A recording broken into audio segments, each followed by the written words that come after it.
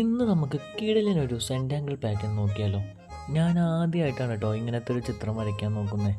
ആദ്യം നമുക്ക് പേന വെച്ചിട്ടൊരു റെക്റ്റാങ്കിൾ ഷേപ്പ് വരച്ചെടുക്കാം.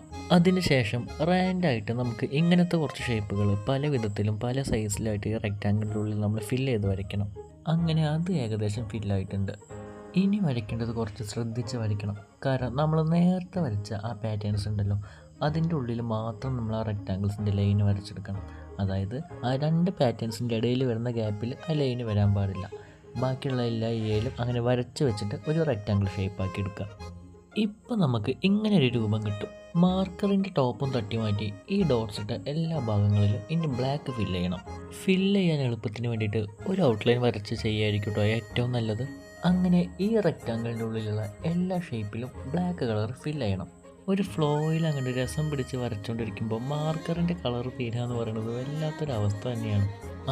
എന്തായാലും പോയത് പോയി. ഞാനിനി എൻ്റെ CD മാർക്കർ വെച്ച് കളർ ഫില്ല് ചെയ്യാമെന്ന് വിചാരിച്ചു.